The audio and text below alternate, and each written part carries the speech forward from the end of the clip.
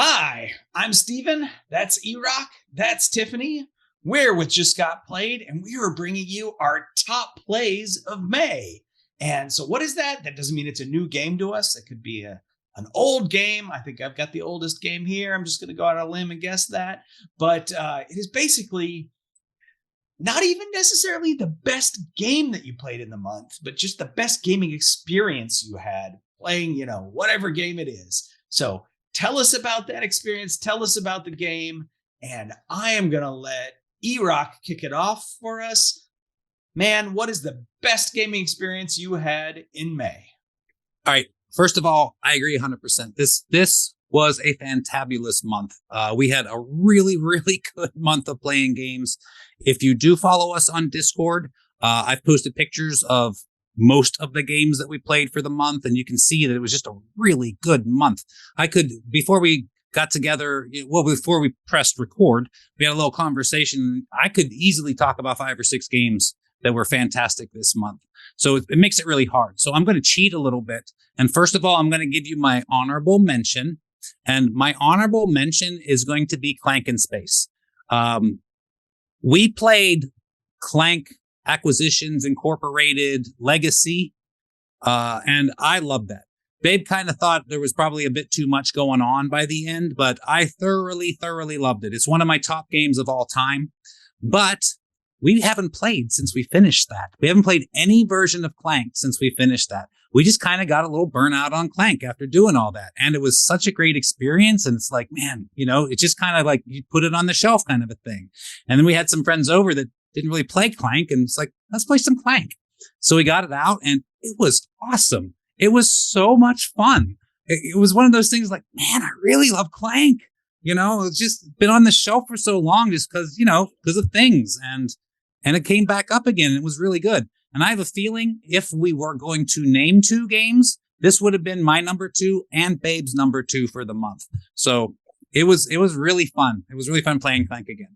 So, but before you get to number 1, I have to ask you, as somebody who has never played Clank, should I play Clank in Space? I mean, by default, maybe you would have guessed, I would choose Clank in Space probably, but is that where I should start? That's a really long decision because I think I like Clank better, but I think Clank in Space is a better game. So, but I feel like it themes better. So just the base game. What do you think, babe? So my answer would have been go with what you like thematically for this. Yeah, exactly. Like if you're more of a sci-fi person and that intrigues you more, do Clank in Space. If you like fantasy adventures and that's your bag, I would do the traditional Clank. That I would just go based on which theme do you like better. That's good advice because they're both fantastic. They're both like I said, it's a hair for me. Like I said, I probably tiny prefer Clank just because I like the dungeon and that aspect of it more than the space. But I think Space is a slightly better game also, so you can't go wrong, man. All right, cool. Well, so should we start the actual video? All right, yeah, that was just everybody ready? And action.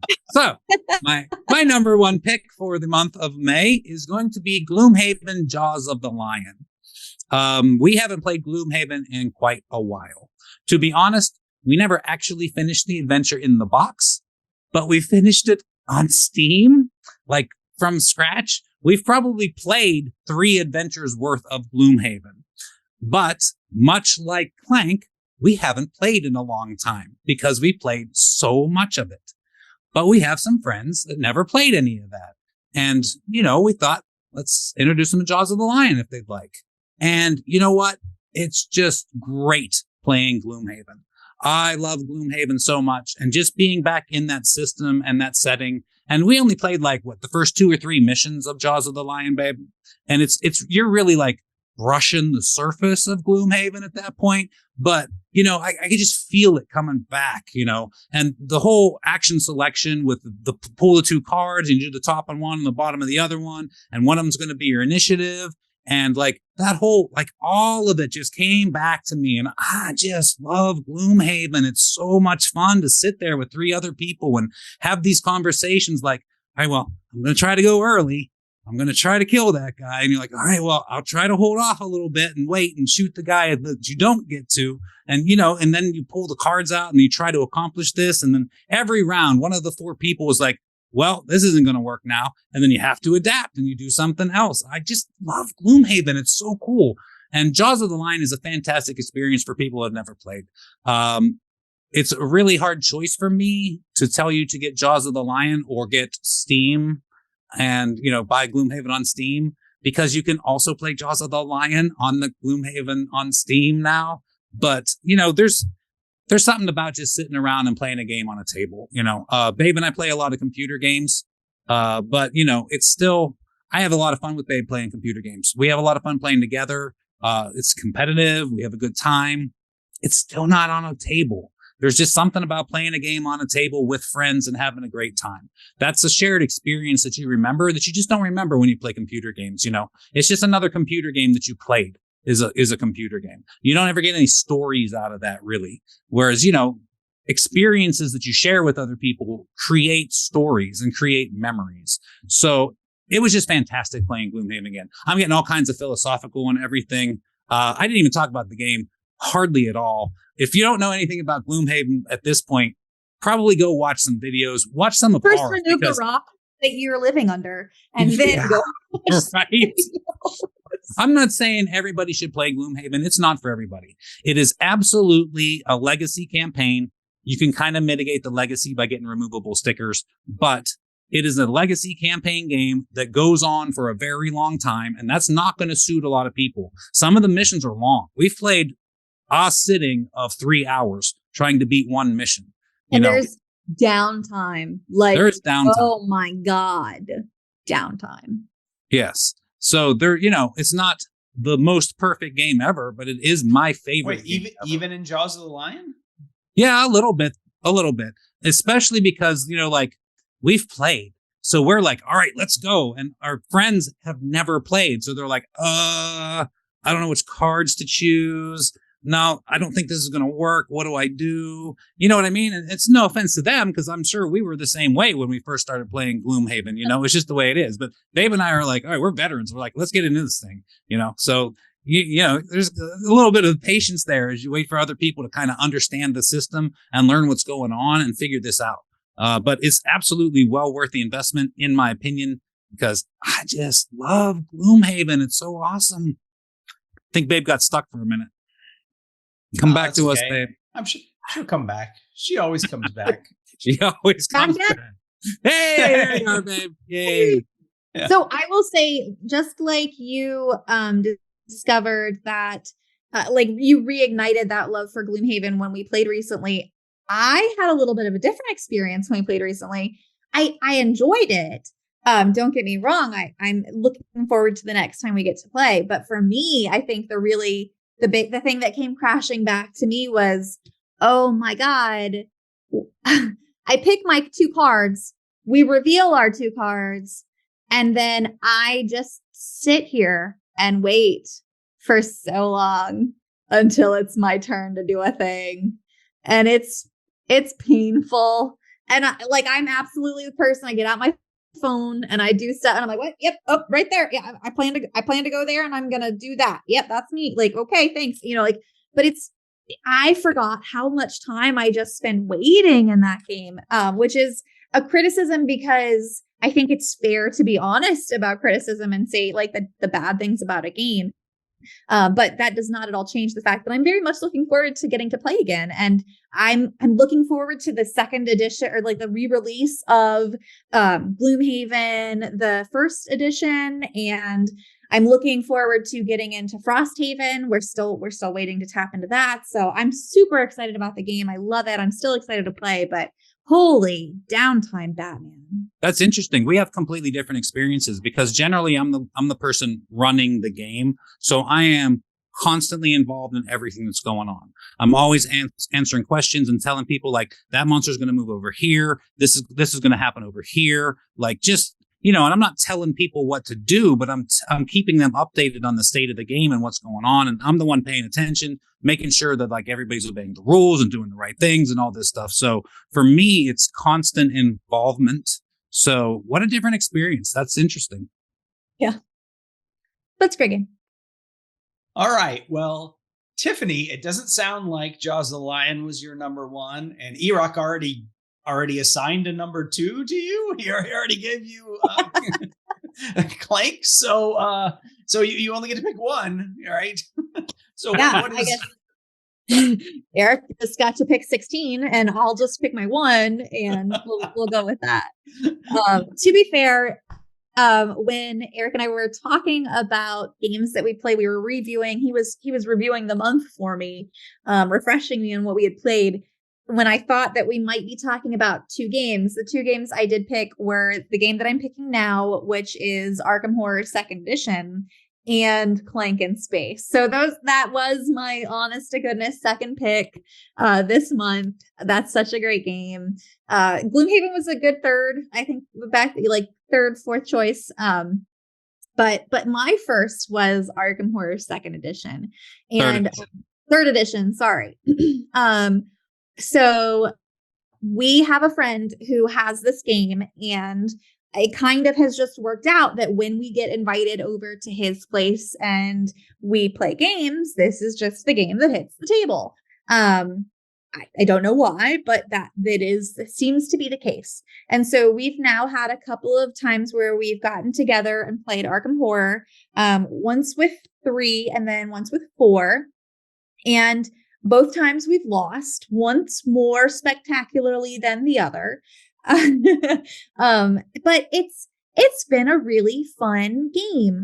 In Arkham Horror, you are exploring, and you are trying to you are as the character that you've selected with your special ability that makes you good at a particular test, a skill test. You are going around and trying to interact with the board to maybe mitigate some growing amount of, I don't remember what it's called, but like doom or something. Yeah, like that. Yeah, something. So like there might be more doom or whatever it's called that's growing in a location, and you try to go to the location and help try to mitigate some of that. Or maybe there's a bad guy on the board, and you go and you try to fight the bad guy and try to get him off the board. Or perhaps your job is to collect clues and move the clues over to the board, that the final objective, and to try to achieve the objectives for the mission. There are a couple of different ways that you routes, avenues that you can take to try to combat this game or the scenario. But it's a lot of fun. It's a co-op.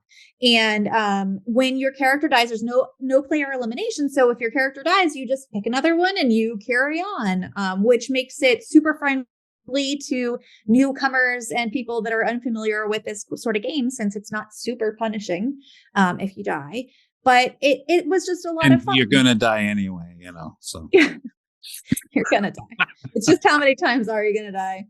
Right. And how grotesquely. But yeah, it was a lot of fun.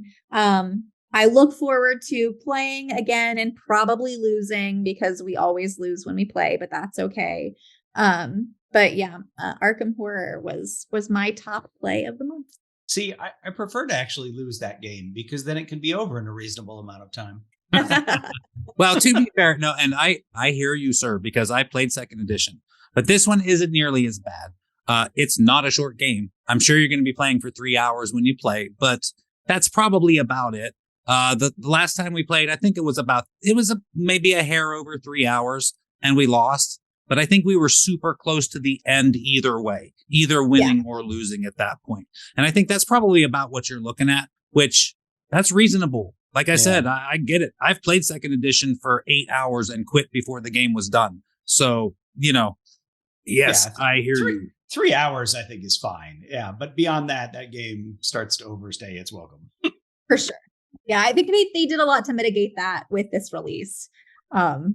I didn't play 2nd edition enough to be able to tell you how they did that, but I think a lot of it was they learned a lot, because this is still Fantasy Flight doing all of this. So they've been doing different streams of this Cthulhu stuff for quite a while. And I think just over the past 5 years or so, they learned a lot about what's going on and how to make good games. And I think that they brought a lot of the different things into this one game. As a, for instance, if you played second edition, I guess there's a story, kinda. I mean, there's a bad guy, and that's kind of the story. And then the things that happen to you kind of make the story as you go. But that's not how this is. There is a narrative here, and you follow the narrative. Some people might find that a bit, I don't know, restrictive, because you are following a set narrative in this game. But it tells a story. You know, it's not a story that's made up because I went to this spot and got stuck in the void for 2 turns as my story. That's not my story. The story was, you know, that the cult started opening the chasm or whatever so that the big bad could come out. And we did a really good job and ran down the cult and all that. And it got really close to the end, but we just kind of got beat at the end. You know, the story was the story that the game was actually presenting to us that we played through. I enjoy it a lot too. There are criticisms for this game in that it's a lot of story and a lot of sometimes sitting around while that story happens. But I'm invested when we play. I'm not sitting around going, oh, this is really boring. You know, I'm like, ooh, what's going to happen next? Ooh, what does that do? Oh, what happens when that goes down, kind of a thing. Like, it's so engaging. It's just a lot of fun to play. I agree. This would have been in my top, whatever, 5 or 6, I guess. Because like I said, man, we had a good month. I could easily talk about 5 or 6 games. Yeah, we had a good month. Yeah, you know, I actually had a good month too. I played several good games with my gaming group on a regular game night. I had a couple of other weekend sessions with people who came over and we played some games. They were good. And with summer vacation starting with my kids, we played several games. You know, even I guess before summer vacation started, they just didn't have as much going on the weekends. Soccer is over and et cetera, you know, so, you know, I just had a lot more time for gaming. So I got a lot of games in and I got a lot of good ones. But the one that I'm picking as my favorite play this is an old game. So many years ago, I decided I was going to make a list of just what is my favorite game from each year published, you know? So I went back, I started in 1975 and I went forward. And you know, I did this, like I said, a long time ago, and then Erock and I filmed that Gaming Through Time together, which was a sort of an offshoot of that. But I didn't have trouble with most years. I could find something, but 1976, I had nothing. And I looked down the list, and most of the games were just like heavy war games, you know, stuff that just is not really. I don't mind playing a heavy war game, but I don't know who I'm going to play it with these days, right? So, you know, get my brother maybe to come visit or something. I don't know. But I found one game in the list. I was like, well, this looks interesting. And it was a game that I don't think was ever released in English, only German, but it's abstract. So that's not that big of a deal. And it's called Kendo. And so Kendo, you have your piece that's the 1, which is like the prince or something. And you have 4, I think it is 3s, which maybe are samurais. And then whatever, you have like 3 2s, whatever those are. And so the numbers, the 1, 2, and the 3 are significant in that, and this is, you can play with up to 4 players. You play 2, 3, or 4 players. That's how many spaces those pieces move, but you also have to move them the full length of that. So if your 3 is sort of trapped and can only move 2 spaces, you just can't move it because you can't like go back and forth or whatever. But if you can move all 3 spaces, you can land there. If you land on another piece, you can take that piece. So you've got your 3s and your 2s. And then the way that you win is the 1 is there's 1 space in the very center and only a 1 can move there. So if somebody moves their prince into that space, they win. Conversely, if you lose your prince gets eliminated by another piece, you're out of the game. Your pieces stay on the board, but they don't move. They just get in the way. And so you've got that sort of player elimination thing. So you can win by either getting your 1 into the middle of the board or by eliminating everybody else's prince. So how many does it play? Up to 4. Okay. You can play up to 4, and it's pretty tight when there's 4. Like these pieces are all right around next to each other. And in fact, my best game session of this was at 4 players because I had my kids playing this. And one of my sons just came at me hard. He left his other flank exposed because he was just sort of paying attention, coming at me hard. But it made for an interesting game, and my other son actually ended up winning because of it. One of my sons has been playing chess all year with a chess club at his school. He's playing chess online, and I was like, okay. So that seems to be the new thing, right? Because Jacoby playing a lot of chess too. So I think it's just making a run through the kids right now. Yeah, well, I think with the new, 10-minute, 13-minute, 5-minute, whatever, blitz sort of, et cetera games, I think that's made it more interesting for kids who don't want to sit down and play a 4-hour game of chess. They want to play a 10-minute game of chess. So, I think because I saw that, he was playing that abstract game chess a lot more, and he had played Kendo before a few years ago. And I was like, they kind of forgotten about this game. I'm going to pull it out again and play it. And, we had fun playing it. So that, like I said, the best session was when we played it at 4, but then I played it again at 3, and I played it again, just the two of us, my son, who likes to play chess, and I. And, it's a good time because it is so simple. You have a 1, 2, and a 3, you have more than one of the 2s and 3s. But anyway, the pieces, there's just the 1, the 2, and the 3. They all move the same way. It's just how much they can move.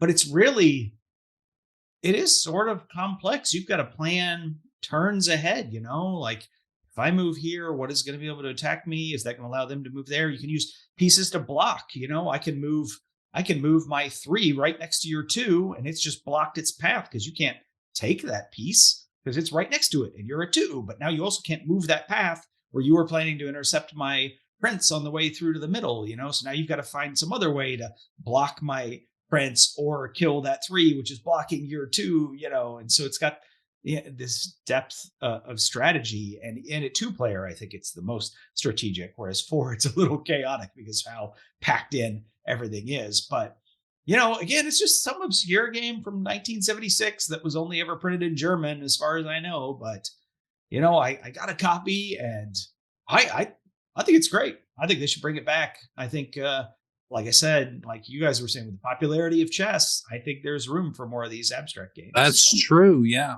We've got a whole generation of kids that are going to grow up looking for abstract games. It's going to be anathema to us. We're going to be like, I don't understand. Where's all the theme? I want to play a game with dragons. I want to play in space. And they're like, no, I just want to move cubes around. God, come on, man. Seriously? I have to admit that, I've been playing checkers probably my whole life, right? Basically, as far as I can remember. I don't think I've actually ever played it right. Really? Yeah, you'd think, well, checkers, that's a real simple game. How can you play that wrong? I heard something the other day that said, at least in tournament checkers, that if you are presented with a place where you can jump and take a piece, you have to jump. Yeah. And I never played that way as a kid. And that opens up a whole another level. Yeah, that's a whole other level. Because you force your into jumping to set them up. Yeah, exactly. And now I think checkers might be a little more interesting than, it was a little samey, to be honest, right? But now I'm like, oh, maybe I should revisit and play with that rule. And so again, I don't know if that's like just a tournament rule or if that's the way checkers always was, and you don't put money on free parking in Monopoly. And I don't know, Comment below and tell us what is the answer. Yes, exactly. Tell us why we're wrong. Somebody please tell me what is correct. And feel free to do that in the comments below on this YouTube video, or look in the description and you will find a link to our Discord channel. So come on over to our Discord channel, talk to us about games. Tell us what were your favorite games played in May of 2023 or before that, or after that, if you're watching this video later for some reason. But we love to chat about games. But until next time, I'm Steven, that's Tiffany, that's Erock. We are Just Got Played, and thanks for joining us. Thanks, y'all. We'll see you next time.